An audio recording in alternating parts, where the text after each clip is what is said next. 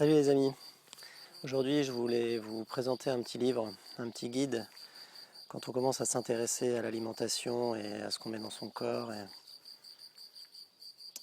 et comment faire la part des choses entre ce qui est bon, ce qui est pas bon,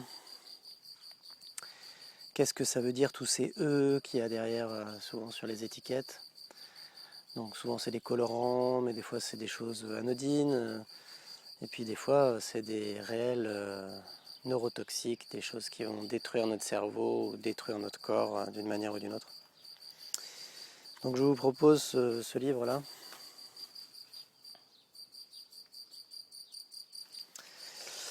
Donc additifs alimentaires de Corinne Gouget. Corinne Gouget, c'est une dame qui s'est battue pendant des années pour informer les gens sur les dangers justement de l'aspartame entre autres, mais aussi du glutamate monosodique.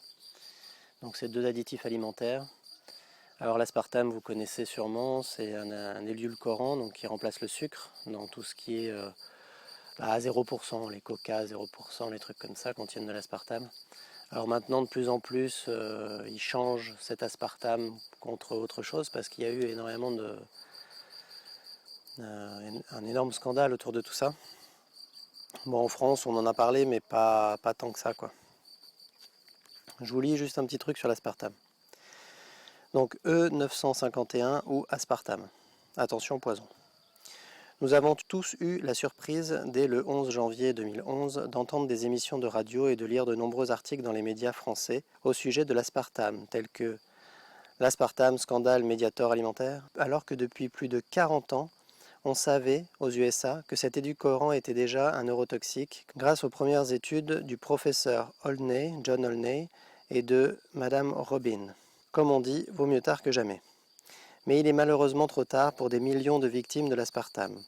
Il nous reste qu'à informer, aider les survivants qui ont consommé ces 6000 produits alimentaires et ces médicaments contenant ce E951 et à boycotter tous les produits qui contiennent cet additif, en attendant une interdiction fantomatique vu les conflits d'intérêts évidents.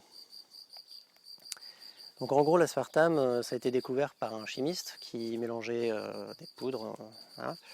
Et puis la légende veut qu'il se serait léché le doigt pour tourner une page et il a trouvé que c'était sucré.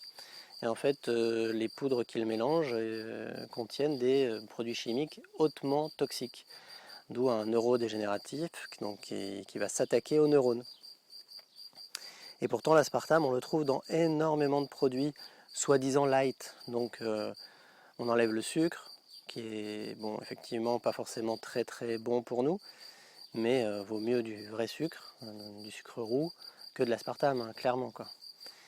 Et il faudrait que ce produit soit interdit. Pour l'instant, il y a juste des scandales autour, c'est-à-dire de temps en temps, on va dire attention, ça c'est pas bien, mais on continue à l'utiliser, on continue à le mettre dans les produits, et donc des gens continuent à le consommer. C'est un guide, hein, il faut aller faire ses courses avec. Alors les premières fois où on va faire ses courses avec, c'est un peu marrant parce que on s'aperçoit que la moitié du caddie, on peut le mettre à la poubelle, quoi. On peut le remettre dans les rayons. Je ne prendrai plus ce produit toxique. Donc c'est assez simple, hein, elle a mis en vert, en rouge ou en jaune, en orange, quoi.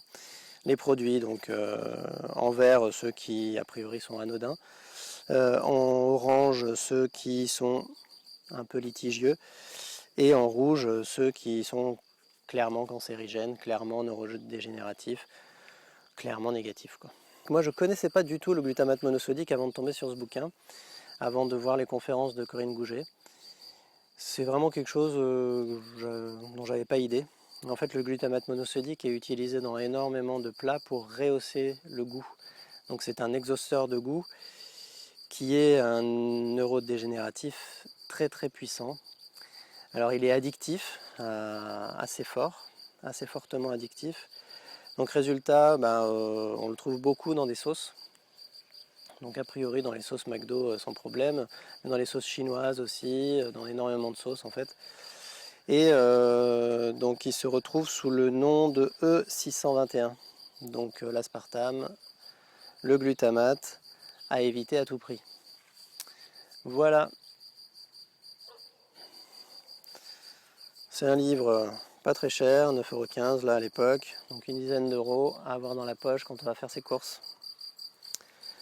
À bientôt!